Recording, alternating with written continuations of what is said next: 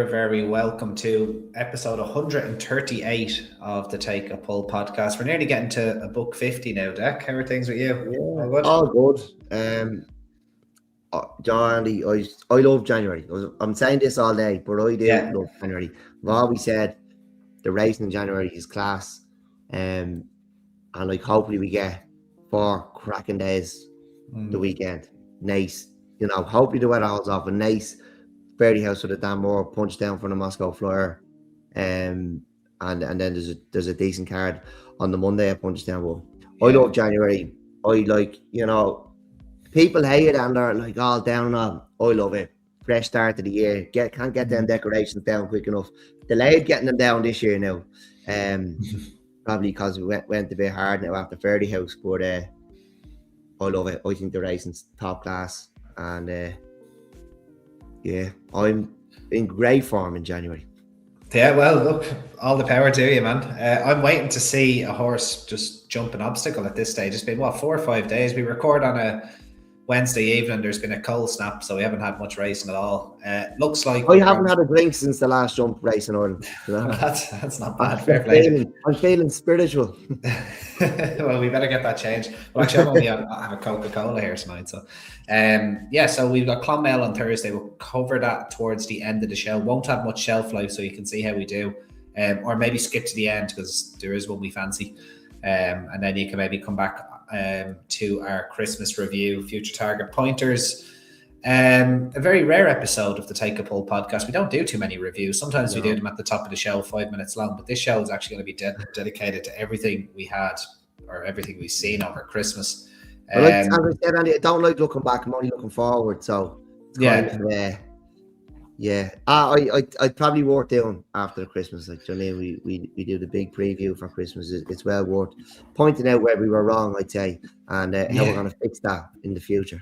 Yeah, exactly. And where we're going to win our money back. It's only on Lent. Even though we had a 25-1 anti-post winner of the main race and a couple in the handicaps as well. We didn't do too badly. No, we don't know. But we probably could have done better. We could always have done better. If you don't back every winner, you could have done better. Isn't that the case? Right. Well, look, Dec, I gave you a list of notes and then I went and just pretty much did the opposite. So you'll probably be searching through your papers. No, as I said, you take it away. You, as I said to you, if you can't talk about these horses, you shouldn't be talking about any horses. Yeah, so, well, that's actually, you're not wrong. You fire it away and lead me in, and we'll. All right. Well, absolutely. Well, look, with every category, we're going to start with the Grade 1 events. That's the easiest thing to do. So anyone that's on YouTube will obviously see we're about to talk about the Novice Chaser, so that's for obviously anybody there on Spotify, just a little heads up. No better place to start, Dec, than Leopardstown on Stevens's Day. We saw Romeo Coolio get the better of good old Irish Panther very, very late in the race and post Novice Chase. Great to see that back in the calendar after being randomly taken out in 2024. Really good race.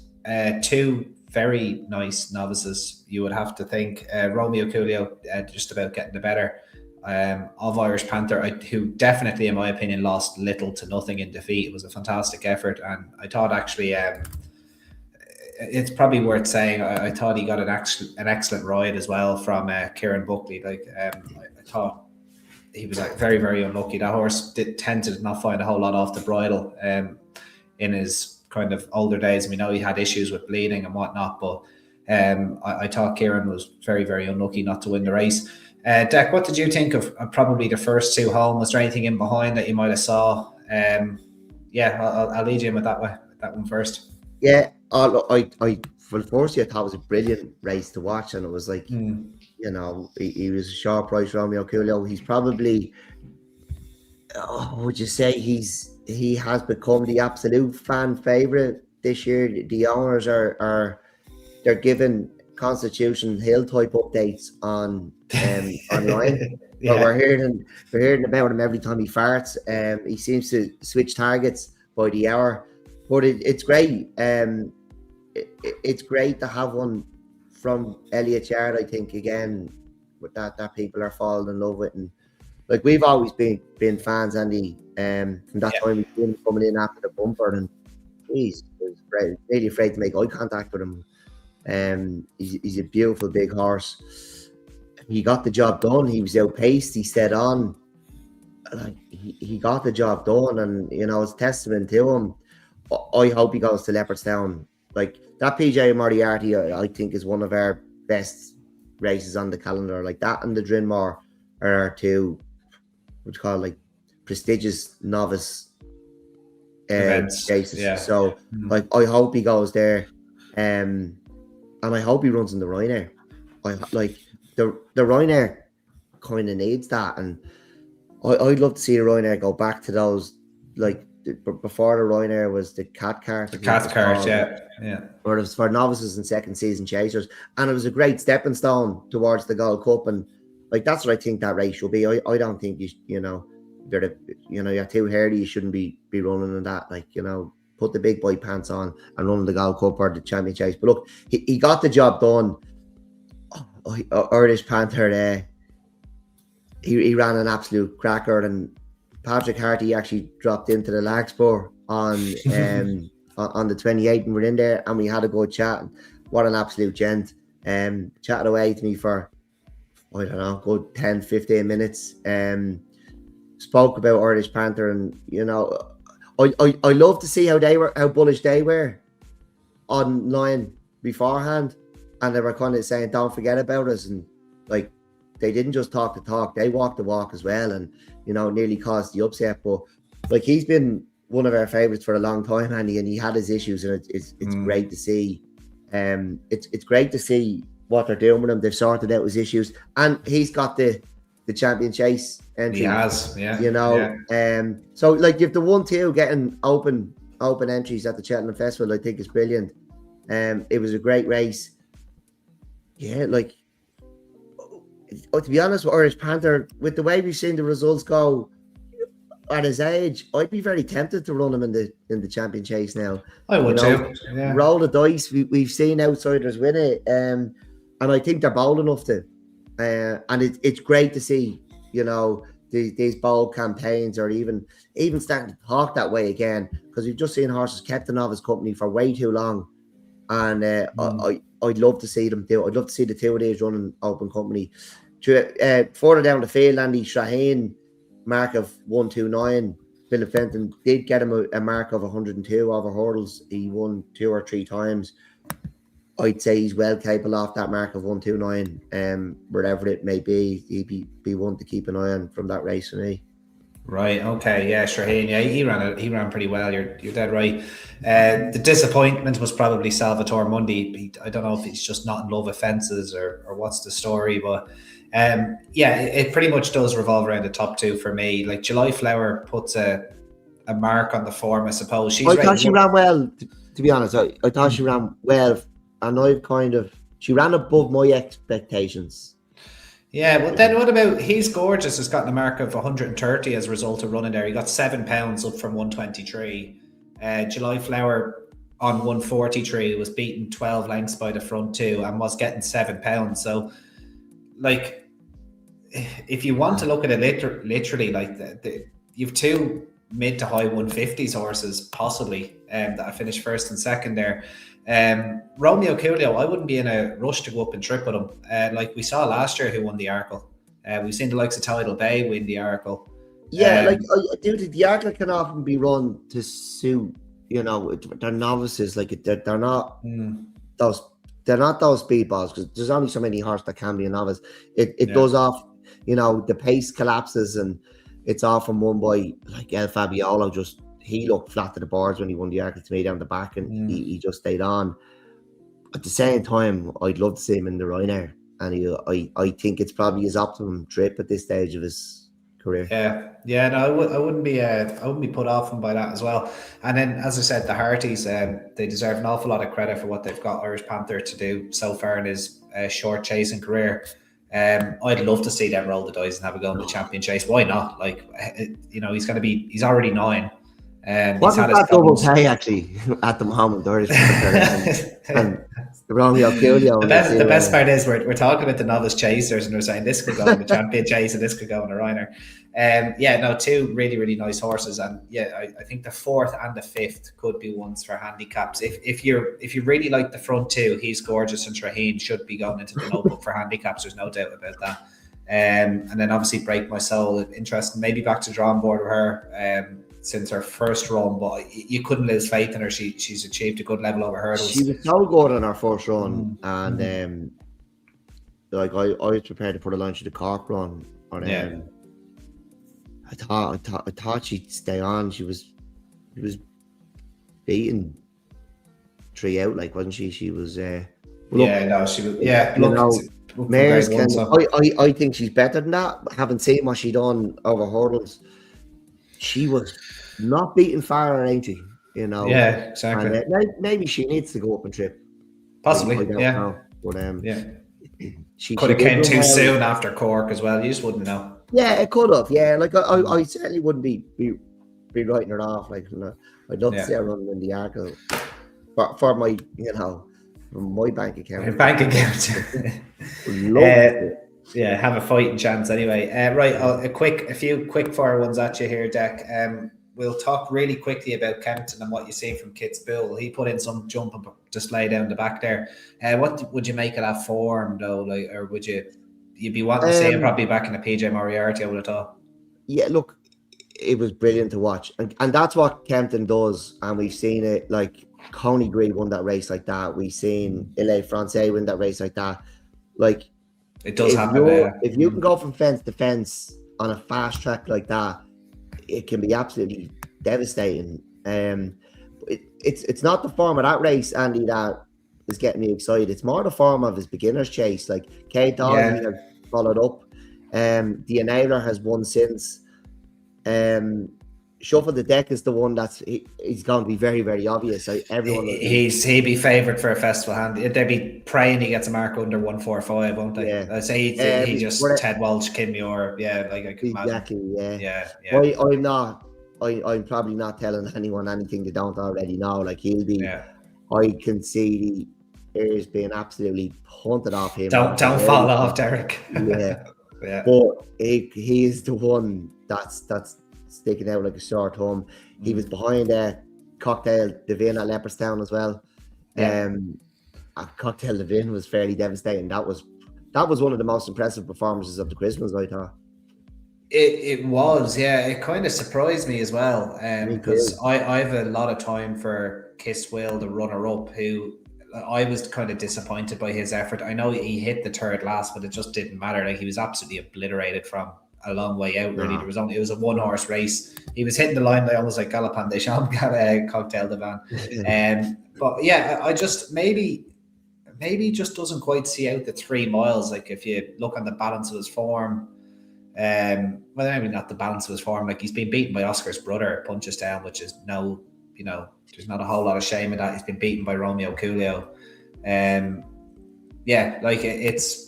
He's still a young horse. I could see him being. I imagine they're going to go straight to Cheltenham for a start. I don't know what race, probably the 3 miler. I would have trip concerns about him in that race, as I just said. But if you remember horses like Monty Star, they just start getting shorter and shorter and shorter as you get closer to Cheltenham, because Henry will just wait and other horses will start falling by the wayside. And I could just see this horse being popular probably the week before a race like the Broadway at Cheltenham. So he's not my pick, but like I'm not into stats because he easily proved them wrong. Like, but one of the big stats is you need to have ran in the calendar year to go and win the RSA. Now, Don Polly went straight from Christmas to the RSA and won it, but he won the Grade 1. He won. That would have been the 29th, wouldn't it? Yeah. He won the Fort Laney at Leopardstown and went straight there. So Cocktail Devin has only won a beginner's chase, but he has ran in a really, really good Grade 3 or Grade 2, whatever the Florida Pearl is. Grade 2, yeah. Look, you'd like to see him again, though.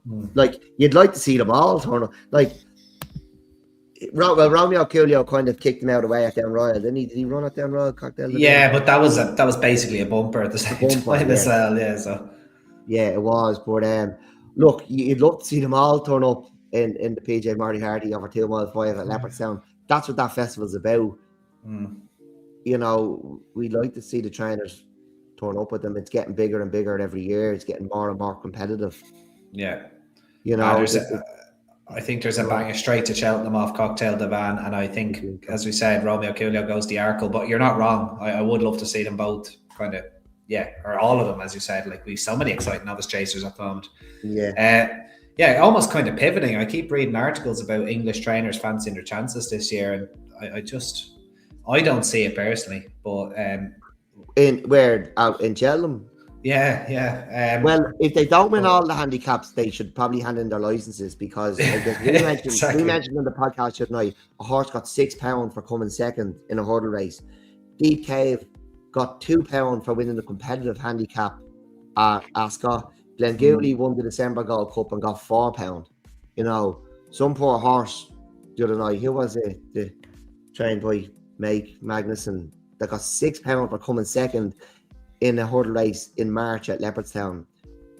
That's, you know, Irish horses should not be getting the tax this year because they're getting hammered at home. But look, we will see when it comes around to it. But if they don't win all or the majority of the handicaps this year, the open handicaps anyway, I would have thought anyway, at least even the Golden Miller and the National Hunt Chase.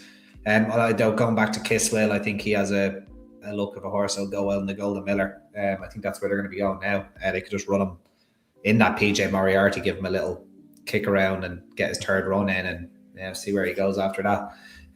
We do have Carghese to talk about, although we do have a Mare section deck, so I'm happy to come back to her if you want. We'll come back to the Mare section. Let's go into the novice hurdlers. Now this... Oh, sorry, Andy. Go ahead. You never mentioned Final Demand. But like, who cares? Nobody messes. We didn't learn anything. We didn't learn it. Yeah, exactly. You asked me, was he overrated? I did. He probably is, but that doesn't mean he's not very, very good. He's overrated because the fanboys.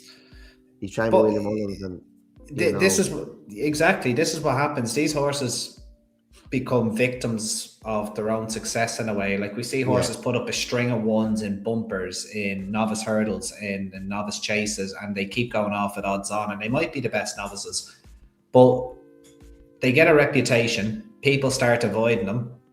People want to back one.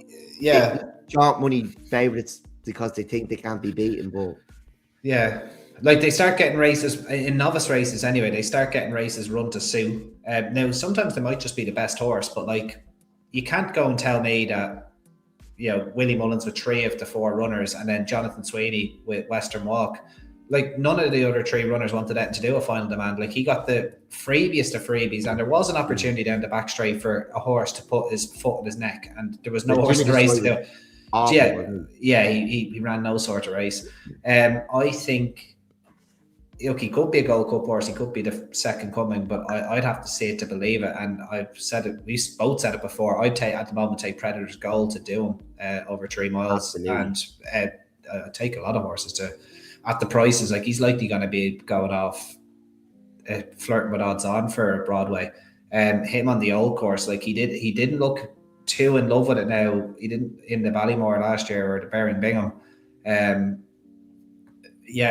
think he'd be more suited to a new course if he was got to go to Cheltenham again. And I know he jumps and travels, but I think that's going to be a big test for him now personally. At Cheltenham, I don't think he's as bomb-proof as everybody thinks. He's done nothing wrong, don't get me wrong, but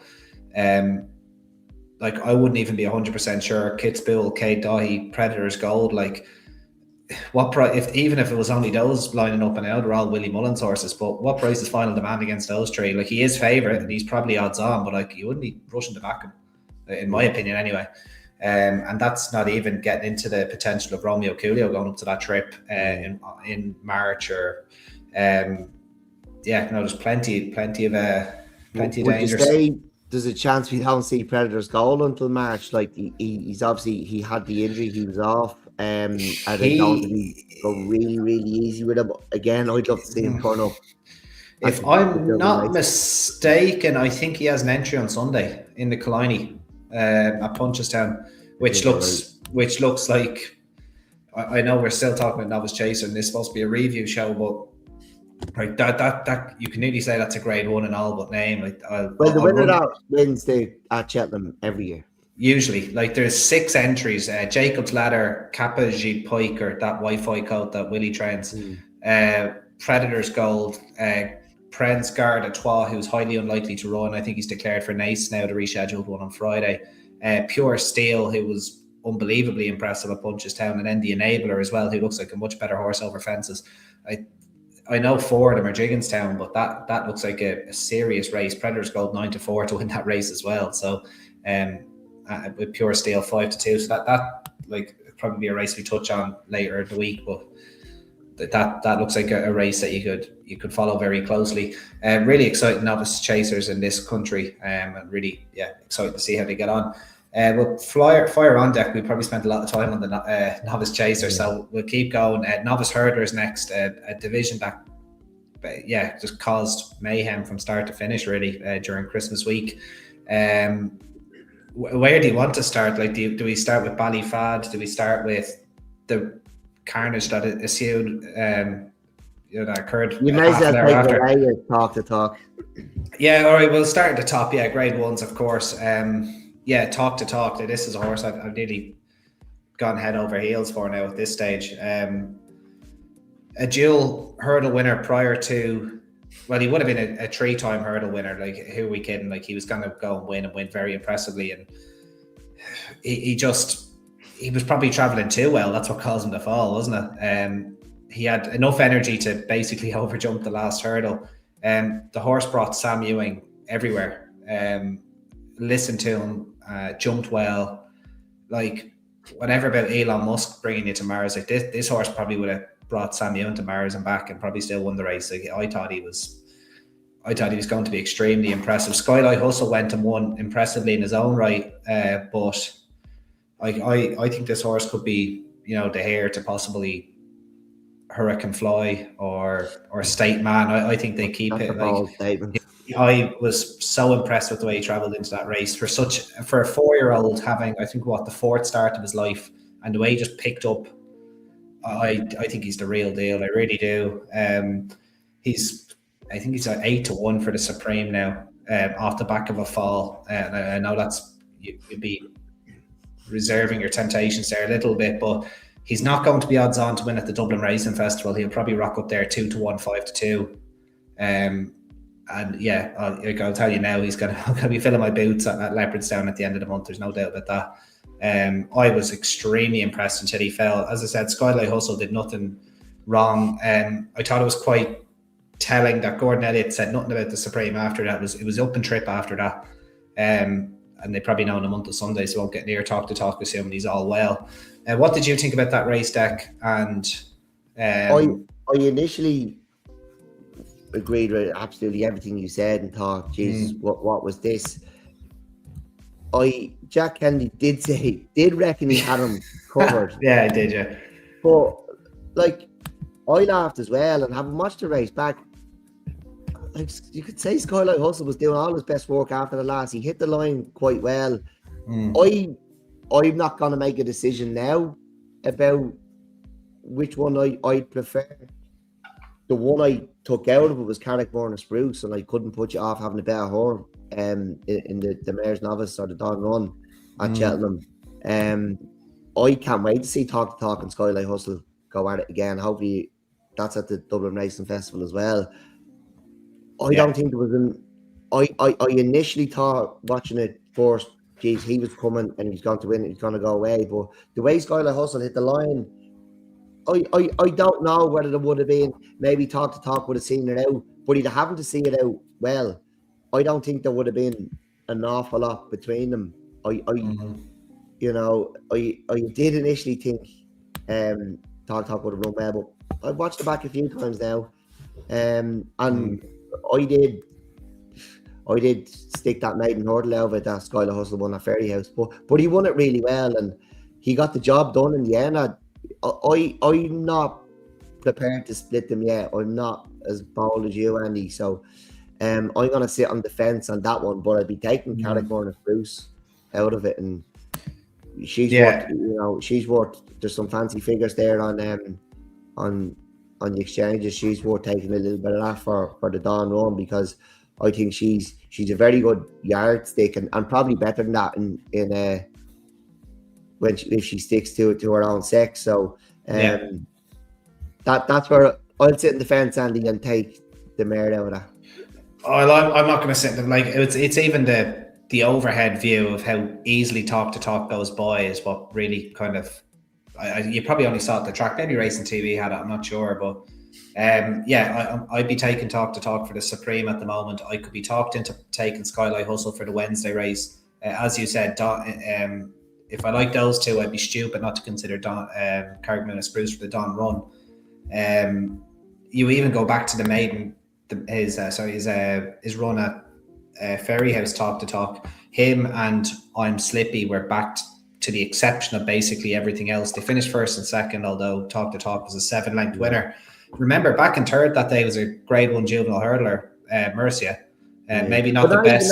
If you go back a run further, he's done things really, really well at Limerick with starting 15. You know, another maiden hurdle winner. He's come out and won.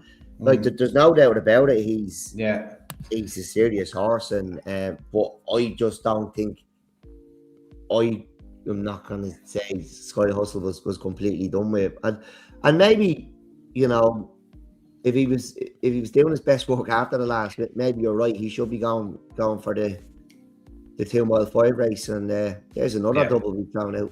Yeah, well, absolutely. I'll talk a bit more about that Ferry House race as well, because the form does stack up. I'm whatever's going to happen with Tyner's horse, I'm Slippy, and Mercia, but the fourth horse that day, Wendrock, we'll get to him a little bit later as well. Jesus. I just think it's all stacking up. I think it's the clearest day. He's the clearest day form pick now. As we record on the 7th of January, we'll get into the maiden hurdles deck. Ballyfad obviously very, very impressive in the opening race at Leopardstown. But I imagine most people want to hear your opinion on the Mayhem half an hour later. Mara, maybe the most fortunate winner I think I've ever backed or tipped. El Kairos was going to be extremely impressive. He was so impressive to the point where he went to the top of the Supreme market anyway, with his Goshen style exit at the last, getting his 2 shoes. Ever seen anything. The fact he nearly survived it as well was kind of impressive in his own right. He was kind of like he did everything. He took like 3 or 4 steps with his feet tied together and nearly stayed up. Like, it was fairly unbelievable. What did you think about his change of pace, or what did you think about that maiden hurdle? It'd be silly to say he wasn't impressive, but it was frightening now. It was like he just jumped in. Yeah, he was driving a Ferrari. I don't know what happened. I don't know whether anything's been said. I don't know whether like he is just novice or he's seen the 2 high-vis jackets, you know, again, Ferry House style, which were the 2 high-vis jackets were like, as you come over the hurdle, they were very, very prominent. Like, they weren't even at the hurdle; they were the distance there. But I don't know what he did, but I've never seen anything like it. He kind of stumbled right and then backflipped out to the rail. You'd get him into a circus now, wouldn't you, or into gymnastics? Like, it was, I don't know what he did, and thankfully he's okay. But Jesus Christ, he was that was going to be very, very impressive. And it was good to see more that stick the head down and see that out when Willie's horse came at him, having not settled. So like clearly a nice horse, and I know you like him a lot, and you're looking forward to seeing him over the fence. I think he's going to be some crack as a 2 mile chaser now. I don't even want to back him. I just want to see him. I just want to see the hood on, and I want to see him, 5 lengths in front before he hits the first. I think it's just going to be like, I'd say King Quirk's already staying up at night thinking about that one if he keeps the ride, obviously. And again, big shout out to King Quirk, because that was some piece of horsemanship to get him home as well. But just on the favourite, talk about like he should have been running in the Moscow Flyer. You know, they're talking about running in the maiden, and then going straight to Cheltenham would be a massive negative for me, having not ran in a graded race and suddenly having to get through the preliminaries, get to the start of the Supreme, and go that helter-skelter gallop. You might be right to take him on with talk, Andy. But the horse you mentioned first, Andy, was Ballyfat. I thought, well, first of all, I thought it was so refreshing to see him going to a maiden hurdle and not sticking to a bumper campaign. He's 3 from 3. The Punchestown bumper's working out really, really well. Raise You Up of Ross O'Sullivan's has won. Rajuco Mac won over the Christmas as well. The two of them both won at Limerick. He went clear. I thought it was very, very impressive. I'd be taking note of him wherever he turns up. Like people are saying we don't have a vintage crop of novices. We've no way of knowing yet, but like people are only saying that because Willie Mullins doesn't have one at 6 to 4 at the minute. Is the reason. The more we talk about this, the more mouthwatering the rest of the season is sounding. Because that was very, very impressive. Now the way he went about his business, like he was he beat that leader Dallier, was it? Leader Dallier, yeah. Made a fool of him, really. Actually, he was really supreme horse going into the meeting. So yeah, look, really, really, really, really refreshing to see him going over hurdles, having 1-2 bumpers this season. Need to see more of that, and he's one to keep on side now. Yeah, no, for sure.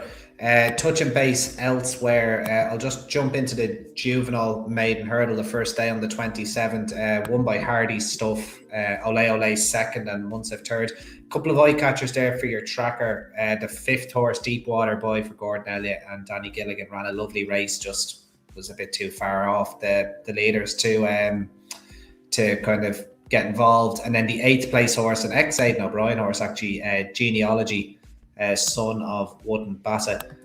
He was quite the eye catcher now, made some late headway, jumped well. Like he made a bad mistake, I think maybe at the second last, possibly the third last, which put him a bit too far back on the rail. He came home really nice. Wouldn't be surprised if he won a couple of races as well. Just two juvenile hurdlers for your trackers there. They both need 2 runs.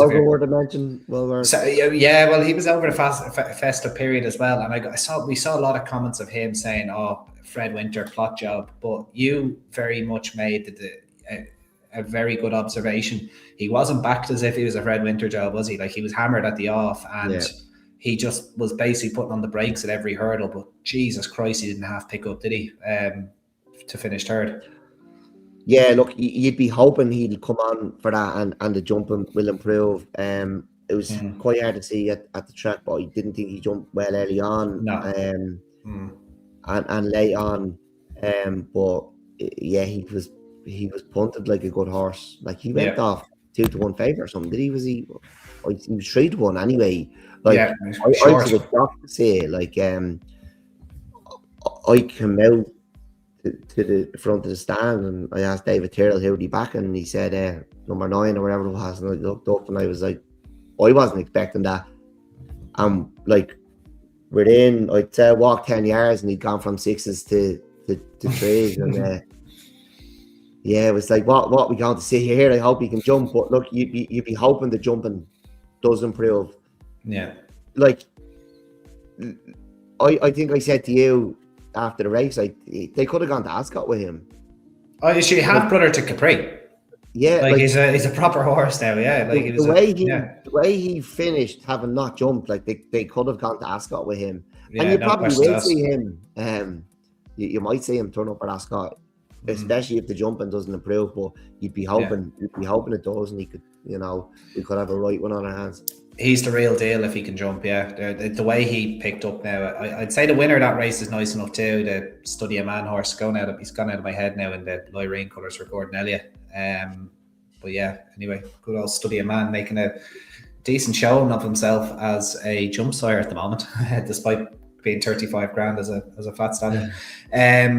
Anything else on the novice hurdler side, Dec? Anything else you want to bring up?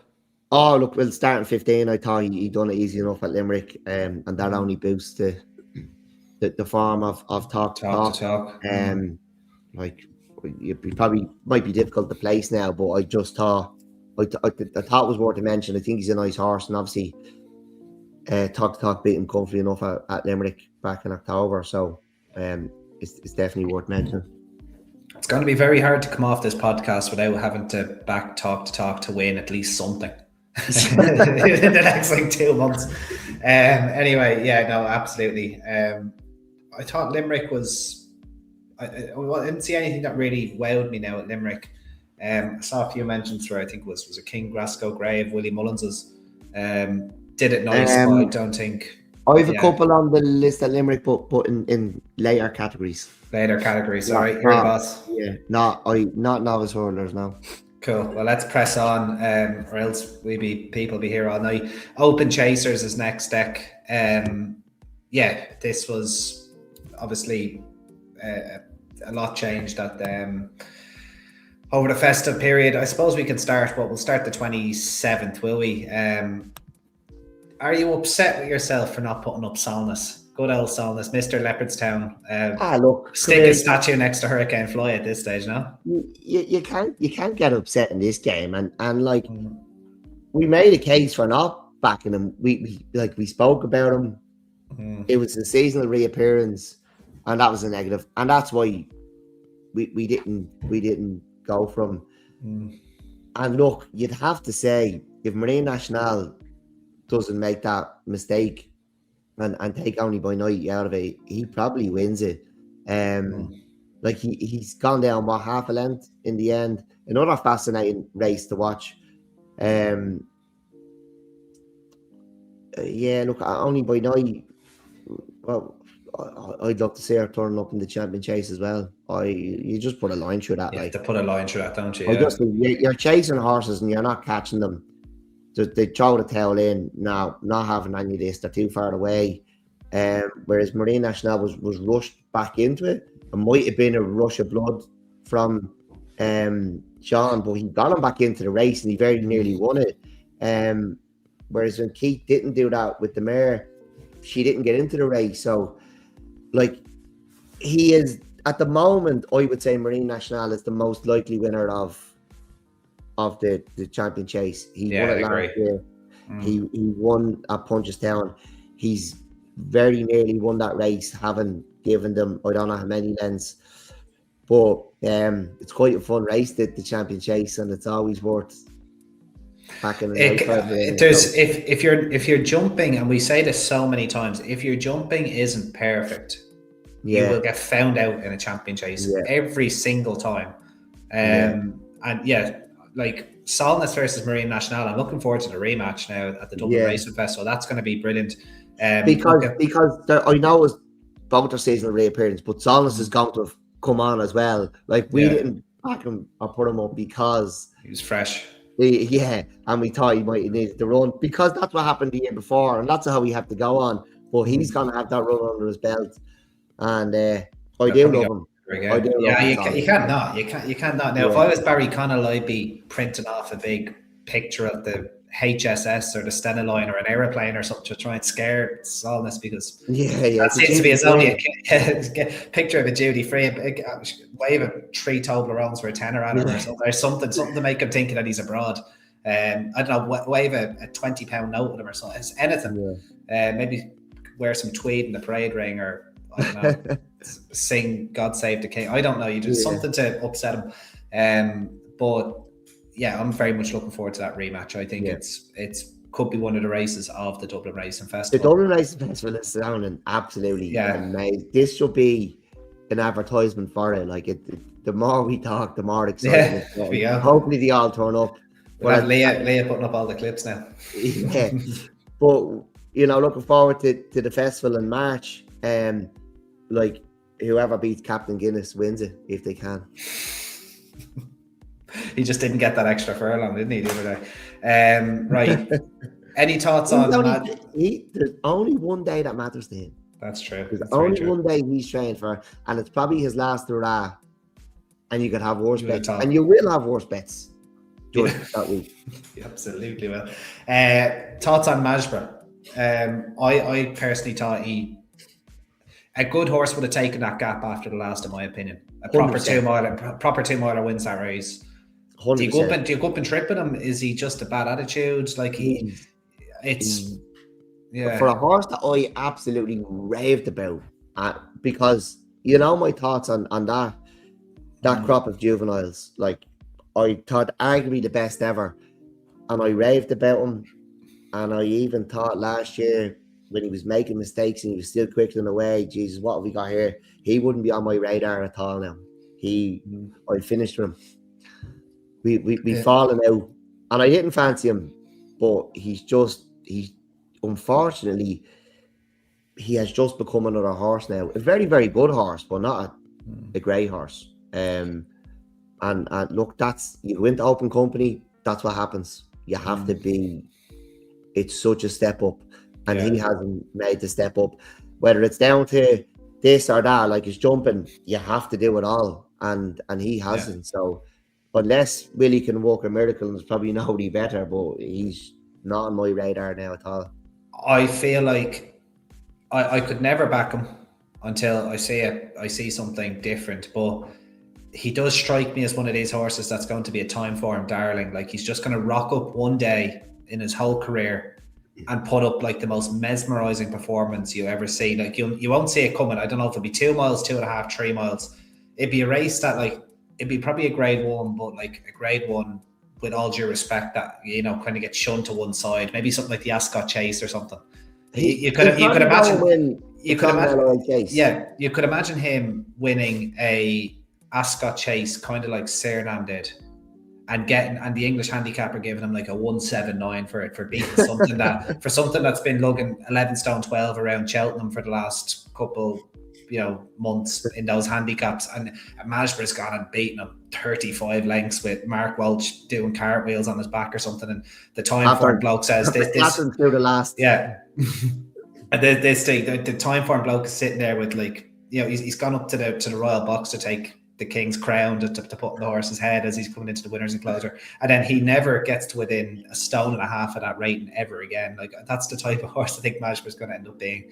And look, all the power to him if he does, but it won't be with my money. Like, he's kind of, so he's not as good as him, but he's starting to remind me of Duvan in a way. Duvan be rolling in his field right now. All the ability in the world, just as Duvan, like. If Duvan had Masborough's tendons, he'd be the best horse that we've seen probably in the last 30 years. That was his back, wasn't it? Or his back, whatever. Same thing. His jumping, like, it was, you know, his jumping was never a full round perfect. You know, he just couldn't put it all together enough. And I'm not saying that, like, I mean, Masborough just can't put it together. He can jump. He just can't jump the ball. You know, like, he can jump, he can run. He can stay. Like, what else do you need to do? You just need to do them all together. It kind of put them all together. I'd put a pair of cheek pieces on him. I don't know what you do with them, because you can't. Say, look, horse, there's the fence. Look at it. You know, don't look anywhere else. Look at the fence, horse.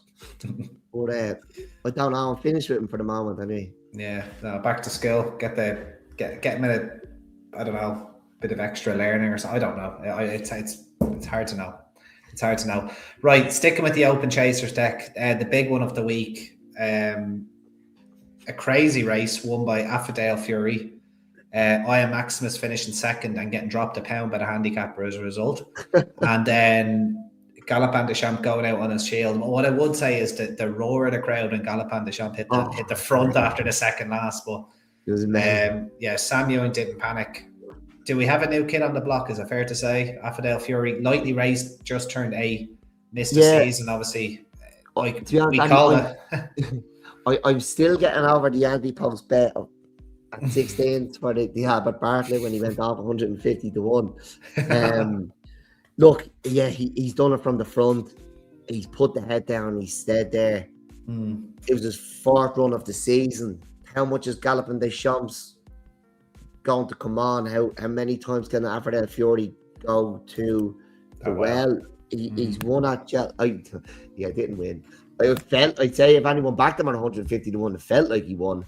But he's ran well at Cheltenham. I had a look at it. I was 40 lengths back to, I know the way you're thinking, who trailed in last. 21 lengths back to highest rated horse in chasing. Highest rated horse. There's a time form darling now for you. I know the way you're thinking. Anyway, go on. 21 lengths back to the second last Stellar Story, and I was thinking those distances aren't huge. Maybe the race wasn't all that. I looked through previous runnings. It's absolute standard. They're all exact same. It was 40 lengths back to Conflated last year, or the Irish Gold Cup. 20 lengths back to the second last. Absolute standard for that race. So they ran the race, which you know, Alfred Fiori deserves all the plaudits. How much is Galloping Deschamps going to come on? You have to remember Willies were running like the drain. Some of them were. Yeah, I see. I wasn't sure. The more I think about that, I don't know how much I buy that. Like, I know a few horses ran really, really bad, but like, Ian Maximus was second. And, you know, like, Gaelic Warrior was just mugged off in a King George, like beaten literally by the thinnest of margins. Like, there was a few results over the week that I think if the script had changed, I don't think people would be talking about Willie Mullen's stable form. I think just a few high profile horses underperformed. It's more they're coming on. Yeah, no, I get that. Yeah, that's fair enough. That's first fair. Run, they are running below expectations of punters, and that was his first run of the season. He probably didn't have an injury. He probably had something. Yeah, and he was given a little bit more time. He's gone out on his shield again. How many more times can he go to the well? Because he drank that. That's what I'm about to. That's what I'm about to say, right? Or I was thinking. So he's gone and won an Irish Gold Cup. I think when you look back on that Irish Gold Cup, he's beaten Grange Clare West about 5 lengths and Factor File around the same. You can make an argument based on the second and third. I think Galopin Deschamps ran to about 170 when he won the Irish Gold Cup. He's clearly ran below himself in the Gold Cup. The Cheltenham Gold Cup, so absolutely no doubt about that. You could knew after 3 or 4 fences he wasn't going to be himself that day. He's still good enough to be second. Gentleman's game back in third. Probably entitled to be second that day. He's gone to the Punchestown Gold Cup, where he's gotten the freebiest of freebies. I was still fairly devastating now. Oh no, he was. He absolutely was. But what I'm saying was, with the way everyone's reacting to Spallan's Tower now, who was second, yeah, but they've campaigned him. I was surprised he didn't get campaign the 5 furlong sprint. They're probably campaigning him like a national horse. What I'm trying to say is, you can make an argument his last 3 runs, despite winning a Punchestown Gold Cup, but on all known form, he's probably entitled to do that. Especially, you know, getting an easy time of it. He puts the foot in Spallan's Tower's neck at the 4th last, causes the mistake from those in behind, goes and wins really well as a Grade 1 horse should. And now he's rocked up in this Saddles Chase. He's definitely ran below himself, but was market kind of expecting it? Yes. Ian Maximus was second. Alfred Fiori stepped up. So what I'm saying is, he was capable of a run to 178, 179. I don't think he's capable of that. There's a good chance he's not capable of that anymore. You think he's gone too much already? I have a bad feeling that punters are going to get their fingers burned at the Dublin Racing Festival on Galopin Deschamps. This is someone that absolutely taken. I think he was born in the well, Andy. I don't think he's that way. I'll never be dry. Yeah, well, I'd be fair in it now. I'd say I wouldn't be brave enough to back him at the Dublin Racing Festival. Put it that way. I'm not convinced that there's something could do him. I think it, because he's not gonna get that lead either, is he?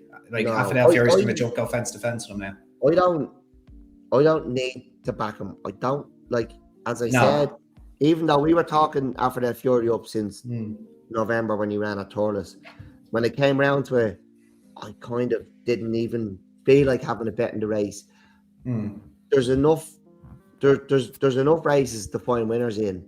Yeah, I just want them to win. I just want them. It's public course. I just want to see some history and and he's gone out on a shield again. He came to win the race and he just didn't see it out. And Brad Fury stuck his head down. He's gone away again. And he's held off. Oya Maximus absolutely flying up the rail. I wondered if Paul came wide into the straight onto the back. That's another. He did come up the middle. Yeah, that's a fair point. Yeah. I wonder, would he have galloped a bit longer? Because he came to win it and he just stopped. And he was probably on. I was good ground now at Leopardstown. Like, we probably can't go on too much about the ground, but we do know the further wide you go at Leopardstown, the quicker that ground gets. And, you know, was that it? But, look, come here. We're living in a time of absolute greatness. And roll on February and roll on March. And it just, you know, you just want to see him at this stage run his heart out. You want to see him win, but come home safe. And, like, he's probably the best chaser I've ever seen, and I've been so fortunate to see him in the flesh so many times. But you also have to remember, Andy, he comes on for the run. Like, he does. He absolutely does. He's never won at John Dorkin. I don't think he's won one. He's won one in his second season. He definitely. Are you sure he didn't win a novice race? No, it was like Fast or Slow's like second ever start over fences. Remember, people still count it in the rivalry. He definitely won a Durkin. His second season. I'm almost. Well, I'm going to check that now just in case I thought his only win at Punchestown prior to the Punchestown Gold Cup was in the novice race at the festival. No, he won the 2022 John Durkin. Right. He absolutely did. 19th of December at 2-9, beating Fakir Dudery in Lifetime Ambition. Yeah, okay. Sorry, I shouldn't be cursing. Go on. Right. Look, the clock is ticking there. We could talk about galloping the Champs till the cows come home now. So probably need to rattle through the last few bits because there's a few. Yeah, I probably made an error here, not probably hosting as well. But look, we don't really have much else with open chasers, open hurdlers. But look, we know enough about Lossiemouth, but we will give a gloss over. We'll start with the Stayers race at Leopardstown. However, I think that was a career best from Tehubu. I thought he was absolutely he's brilliant. Getting better, and he is not. He's not a big bucks. He's not an English driver, or what was the other one in Britain a few years ago that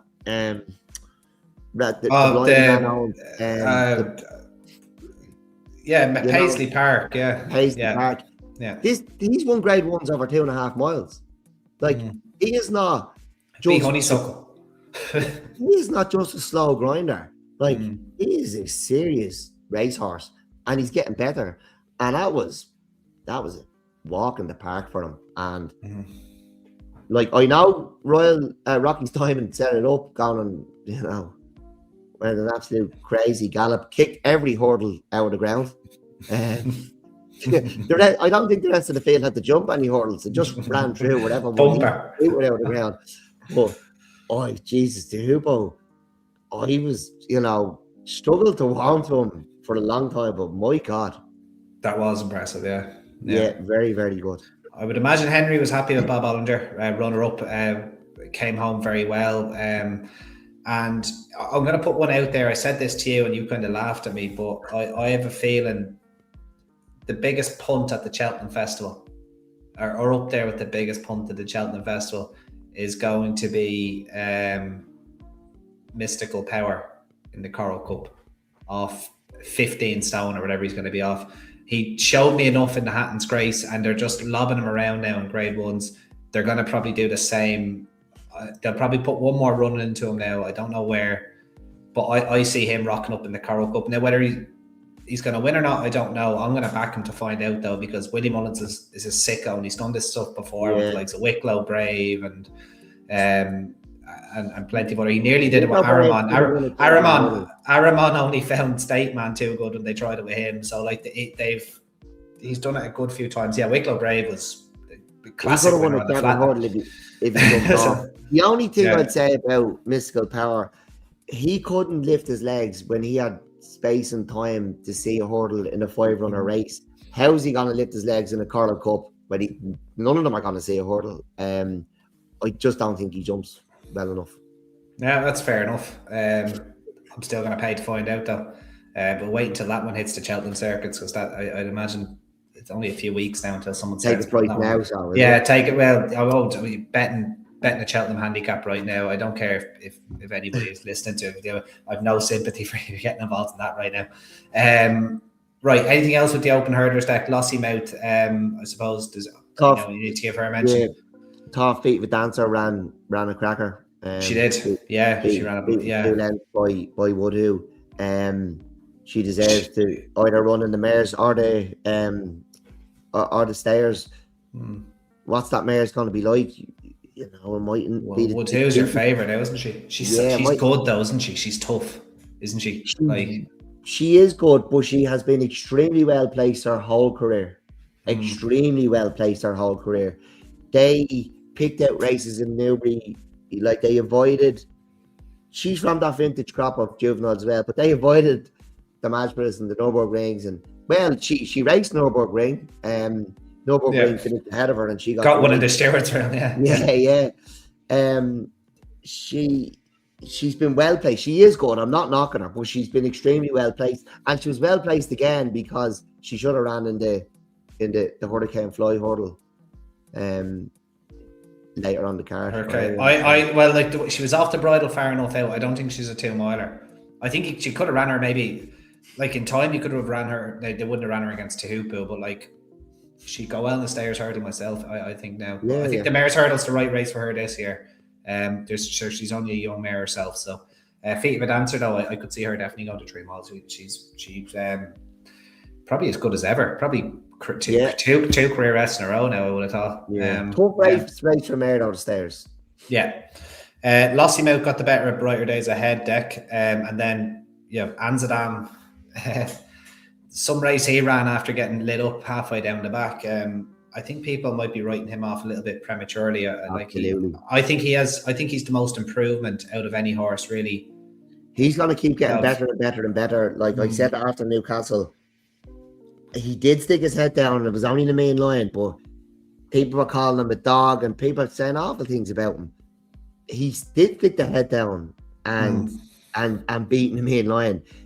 He wouldn't have done that if he was as much of a pig as people are making out. He's going to get better and better. It was his second start in Ireland when he won the Limestone lad. He was injured after it. His next race was the fight in 5th, and then his next race was the race at Christmas. It's a very steep learning. He might be the one that turns up in March as the finished article. You know, Willie's just moulding him. He could be Mellon. You know, like we seen it with Mellon, turned up very unlucky, ended up placing second in 2 champion hurdles. But I think Willie will have him right in March, and you could do worse things than have a bet on him. Yeah, no, I wouldn't disagree. Anything else in the open hurdle division? I don't think so. I'll let you fire through the mares then, Dec. We had quite a few mares good this or last week. Yeah. Look, Cargis, I thought was quite good. She was brutal last year. She went to Britain on her first start last year. So I'd be prepared to put a line through her chasing debut at Cork. She was good. She's put herself back in the Arkle picture. She's from that vintage crop of juveniles as well. And she's every chance. I wouldn't be writing her off. The race at Limerick, we seen the big Westerner get the better of Jade de Grugy. Jade de Grugy didn't stay, did she? She was going to win that race, and she just stopped the big Westerner. 2 miles 6, was it? 2 miles 6, yeah. Yeah, Dr. Dino's, anyway. Where are they going with the big Westerner? They might go to the RSA with her. They're talking to Broadway, yeah. Would you be prepared to back Jade de Grugy in a mare's chase at Cheltenham? If it looks like a tough race, they might walk. As we often see, we used to see it in the Ryanair a lot. They used to walk, and it turned into a bit of a dash. Will she stay the 2 mile 5? If they start in the middle of the course and they'll climb up the straight and out into the country, and I think that's why they often take it easy early on in those 2 mile 5 races. We've seen a lot of them turn into a dash. Would you be prepared to back Jade DeGrugy? Oh, you see, this is... Well, look, we know that Jade DeGrugy won the Honeysuckle as a novice, so I would imagine the Willow Worm at Fairyhouse could be where we see Jade DeGrugy getting her £7 off the lads. And we know Willie won that with Spindleberry, who we'll probably come on to in a second, who is probably, in my opinion, bar a fall in the Mare's Chase if she gets there. She's going to go up, surely. Yeah, that's what you see. It brings to this is where the sport gets brought into disrepute then, because like she should be going in the Gold Cup. Like any other yard, she probably is, but like she's so talented, and I would nearly say bar a fall in the Mare's Chase if she ends up there. I don't want her to end up there. It'd be bad for the bank account, but I would rather see her in the Gold Cup. But my thinking is the owners get their way and they go to the Gold Cup, and Jade DeGrugy, does she? Dino Blue won the Mare's Chase. I think Spindleberry's better than her. No. Spindleberry is going to Gold Cup. This is where I'm going with this. She goes to Gold Cup. I'm just thinking, Jade DeGrugy was going to beat the Big Westerner. People really like her. People that think she'll win a race. I think Jade DeGrugy was beating her until she ran out of petrol. You know, will she stay the 2 mile 5 at Cheltenham? You need the race to be run to her to suit her. She probably would, yeah. Dino Blue steady. Yeah, Dino, yeah. But she obviously was a Grade 1 winner over fences too, against her own, coming back against her own sex. Yeah, I think she would stay. Yeah, I do. I think the 2 mile 6 against something like the Big Westerner, that's bumping into a grinder at Limerick. You can forgive that. It wasn't a bad run. It's 2 nice mares. If the 2 of them raced over 2 mile 5 at Cheltenham, the Big Westerner and Jade DeGrugy, you see, Willie just turns the screw though, doesn't he? See, this is why I think Jade DeGrugy's going to go to Fairyhouse. Right. Yeah. No, but I didn't ask you where she's going. I asked you. Well, they say I'd be at the bar. Would I have a bet? On the Gold Cup, okay? Yeah. And the Big Westerner turns up, and Jade DeGrugy is reversing the form over 2 mile 5. It's steady on decent ground, steady 2 mile 5 on decent ground. I say she could well do. Yeah, I do, and that's why they want to go 3 miles to the Big Westerner. Yeah, you got one out of me there. Yeah, right. On to what probably everybody has been waiting for, unless you have any more mares. No. Come on, we need to get moving. Right, quick. Yeah, we do. It's an hour and two. Sorry, guys. Handicappers then, Dec. I've only gone over the big handicappers. I'm not going to share the nuggets just yet. However, there's a few we talk about. A few of them are quite obvious. We talked about one at the top of the show, but we'll pause it for a moment. The one I'll nominate first is probably Kinter Calanese. We're back on the big fan bandwagon there. I thought he ran brilliantly in the Paddy Power. Thomas Gibney's horses actually ran brilliantly all over Christmas. I was really, really impressed by him. This probably actually comes into my next point of DRF and Cheltenham Pointers. Yeah. This is the 2 mile 5 handicap at the Dublin Racing Festival. I think really well punted. Yeah, he will, and if they go same tactics, 3 furlongs less. I don't think he stayed. I really don't. He travelled the best into the race to the home turn. I don't think he got home. Yeah. He was his first run since April, so he was entitled to take a blow and not get home. Yeah, but like obviously he's the one to take out that race. He was just. Yeah. I hope they all pile into him and not win some, lose some. Right. Go on. Which we'll talk about again on maybe tomorrow night. But look, obviously Kinter Calanese is the one to take out that race. Mossy Fen Park as well, but I was kind of taking him out of the race before he ran in it because I thought it's his first ever handicap. He's going to need this. But yeah, look, you reckon Kinter Calanese wins that 2 mile 5? I think he takes some serious beating, and we've kind of seen this before as well. Like we've seen horses not get home in that Paddy Power chase and go and win. I just can't remember the name. There was an Enda Bolger horse that literally ran the exact same race as Kinter Calanese and then went and won the Dublin Racing Festival in the McManus colour. I just can't remember his name off the top of my head. Yeah, I do. And then we talked on the other shows, Dec, pre-Christmas about how good a week Joseph O'Brien was going to have, and Yeah. geez, he didn't half deliver. Like he was unlucky not to like have an umpteen amount of winners, despite how well he did. I suppose the obvious one that a lot of people would have been looking at is Jordan's, who was 5th in the Pretemps qualifier, possibly ridden to get the trip, ridden as cold as ice by Keith Donoghue, and was a never nearer 5th. Didn't qualify for the Pretemps at Cheltenham, which means that the Dublin Racing Festival 3-mile handicap is clearly his next port of call. Any other handicappers you want to mention, Dec, before one more, obviously? But yeah, look, Mossy Fens Park, obviously, I was never thought he'd be dangerous in the race, but I think he may be the next one, because I think he's a nice horse. It was his first ever handicap run. He's going to come on. Yeah. Obviously, Gintor Calanisi, you know, ran a cracker. Conyers Hill, Andy, came down when he was going to win the Jim Duggan at Limerick. Could be one. He could end up in that 10-mile 5. He could go to the plate with a great chance at the festival. Yeah, could well do. Paul Nolan likes to get, you know, Paul Nolan tries to win Cheltenham Festival races. I know every trainer does, but Paul Nolan genuinely tries to win one, especially if they're in purple and yellow. Like you go back to Noble Prince, was it, who won the? Yeah, purple and yellow, latest exhibition, but that was a grade 1. But yeah, but he does like to have winners at Cheltenham Festival in purple and yellow. Union Station and Kishbank, I think, nice they finished first and second. They've come out of a beginner's chase. They were beaten by Boss of the Brownies, I think. Union Station definitely has a win in them. Probably the next time he turns up. Kishbank could go in again. Are we doing the hurdlers as well? Anything you have, go on. Yeah, look, so I have them, and then Cut the Rope. I thought it was an excellent run. I think it was 4th or 5th start for the Harties.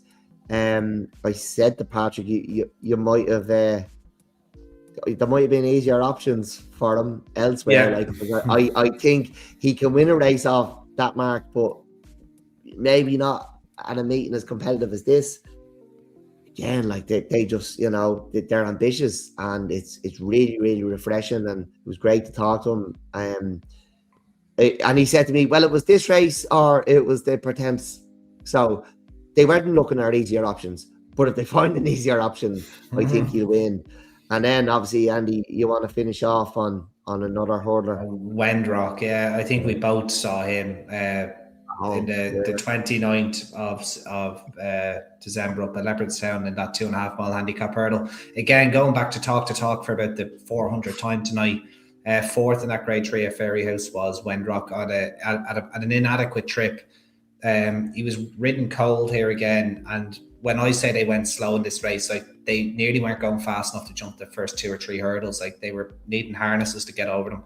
And Wendrock was in basically an unwinnable position after the 3rd last and flew home. I think it was 4th or 5th, possibly 5th. Now, I don't know what they're going to do with him. There's not a 2.5-mile race at the Dublin Racing Festival for him, and he will not be winning the Liffey. So I don't know if Gordon Elliott will look for something like the Martin Pipe for him. He's plenty of hurdle starts. That's where he could end up going. There's the Coral Cup. There's Fairyhouse. There's Easter. He's going to win a big pot, though. There's little doubt in my mind. It's just which one. He's unexposed at those intermediate. Wouldn't even be surprised to see him at a staying trip. If he rocked up in that 3-mile hurdle at the Dublin Racing Festival, and him and Jordan's, I wouldn't know what I'd be doing. But he'd be very interested in that. But my hunch at the moment is the Martin Pipe. So we'll have to see on that. But and I don't think that race is as competitive as it once was now that novices need 5 runs. So, very interesting. Definitely one you need to keep in your trackers. Right, Dec, the main event probably for you, as we're an hour and 10 minutes in, so anyone that's very patient there, we're probably just, after time in here now by the time people get to this. Clonmel is in a couple of hours' time. I only have one for the card, so I'll let you run through here, Dec. Take it away. Okay, 12:20. There's a handicap chase over 2 miles. Look, I I think that Diane Magic and Kilburn Rocco have it between them. Diane Magic was a hurdle winner off 87 back in November. She finished just ahead of Kilburn Rocco here off this mark. She's running off 92. Kilburn Rocco has since ran at Limerick. He's up £3 for that. Diane Magic ran in the race. She was pulled up. Kilburn Rocco has Gary Noonan taking the ride. He's taking that £3 back off, and I think he's a very, very capable rider. Kilburn Rocco has won a hurdle off 88. Tiernan Power, there was nothing between them, very little between them now. When they ran at Clonmel the last day, Tiernan Power's claim was 5 that day. It's only 3. There's a £2 swing. I do think Kilburn Rocco will get the better of Diane Magic this time, okay. But okay, I think they have it between them. 1250, Andy, the maiden hunter chase over 2 miles, 4.5 furlongs. I couldn't. It would go against everything we stood for if we didn't cover this even for the few seconds. Well, look, Magic Sadler, he's plenty of wins on soft ground. A lot of these have to prove themselves on soft ground. He was second in the last year, so the trip's not a worry.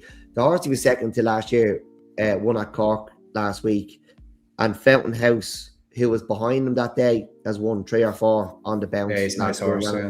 Festival. He's beaten a lot of old favourites in point to points. Look back to his form. It's fun to look back through and see the horses he's beaten.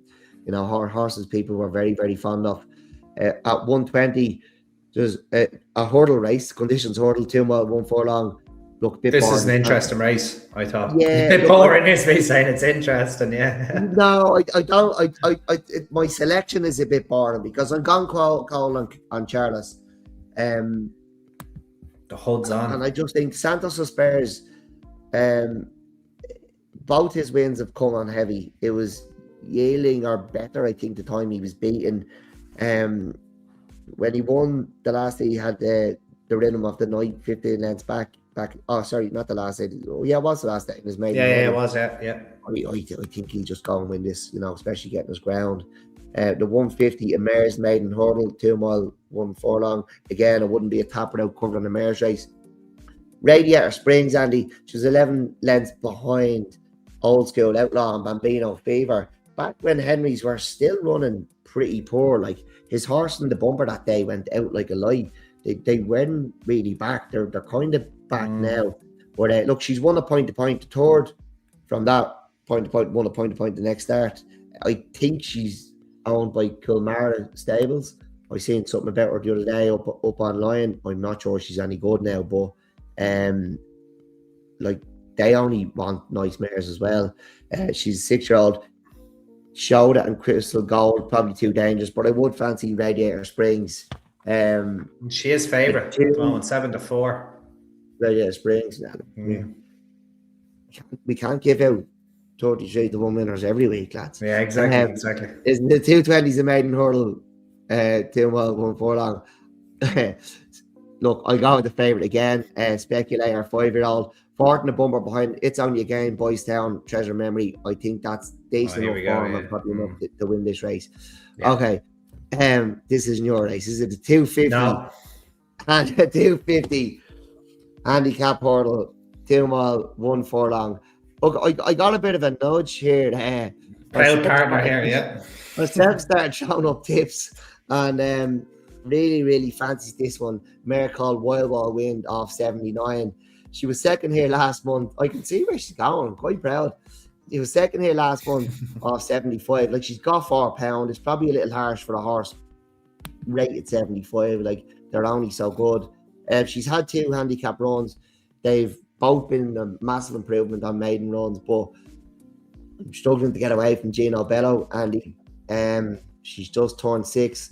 Owen Staples takes off £5. She was dropped £1 for her run the last day when she was second to Cowper Hall, and she was only beaten because Cowper Hall literally just jumped in at the bend. She's back down in trip. I wouldn't say she didn't stay the last day. She was just beaten by a horse who the penny finally dropped. So hopefully Gino Bella does get her chance tomorrow. And then the 320 handicap hurdle of a 2.5 miles. Andy, I'm going to go first, right? Because you're going to give us the winner then. But there is two others I like in here, Andy. Brown Boots. He has had 2 handicap runs. His second handicap run came over the Christmas after a layoff.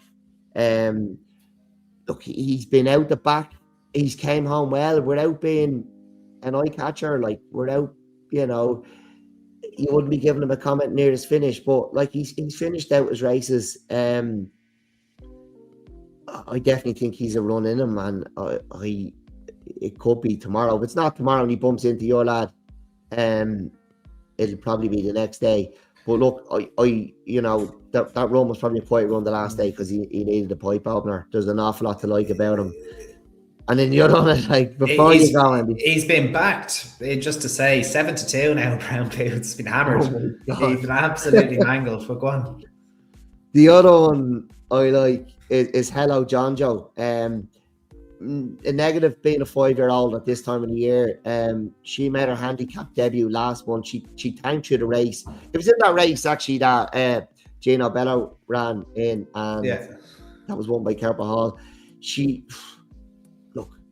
Maybe she didn't stay, or maybe she just needed the handicap debut. They're going a different gallop, and they're doing a bit of learning. But I'd be prepared to play her at a decent price now. I'm going to take 2 of them to take it on, Andy. And the only reason I'm not with you is handicap debut. But I will say to everyone listening that you have been so bullish about this that I'm not putting anyone off, and should back Andy's horse, and I'll probably back him myself. Back to trade him. No, this horse now, I'm gonna, as a disclaimer, gonna have a 3-strike policy on this horse, because Kieran Murphy, sometimes his horses take a run or two in a handicap, which is completely fair enough. But the horses don't cave in. Number 2. I've been telling you this horse would pay for Christmas for I think since he finished behind Classical Creek. I watched his run after he just caught the eye, as I said, the last day, beating about 40 lengths, but like, he's such a slick jumper, and that's how I noticed him. And he does regularly was hitting the line hard. His most intriguing run was behind L'Evangeliste at Galway. Like, if you go back and watch that run and just see how hard he hit the line and how efficient he was at his hurdles, he went straight into my kind of notebook there. And that's behind a future champion hurdle winner. That's exactly, yeah. Ran a lovely race 4th then behind Fruit de la Mare, and then was probably ran in an even better maiden hurdle then behind Classical Creek, who goes for the rescheduled Ballymore there on Friday. 4th and 9th in his 2 starts. It's given him a mark of 97. But it's how good he's looked over his hurdles, how quickly he's getting from A to B, and just how well he's been hitting the line. I'm convinced this horse is well better than 97. I'd say in English terms, he's probably a Saturday handicapper, at least by the end of the spring. He's sitting around 12-1 here on 365, as I can see. He's about 8 or 9s generally. As I said, he might take the run, but like... And that's the only reason I'm not going absolutely mad, and that's why his name is Don't Cave In and not Don't Fall Off. I'd imagine for Owen Walsh, but sooner rather than later he's going to be Don't Fall Off. I've already backed him. I really, really fancy him. If he loses, Thursday, that's fine. Handicap debut, I'll forgive him. I'll just back him the next day. He's getting a 3-strike policy, but this horse is the one I'm really going to hone in on now for the rest of the National Hunt season. I think he's definitely going to pay his way. He's a nice horse, closely related to the same connections winner on Stevens' Day, Mudan, half brother to Mudan, who won at Limerick, and I think runs also at Naas on Friday.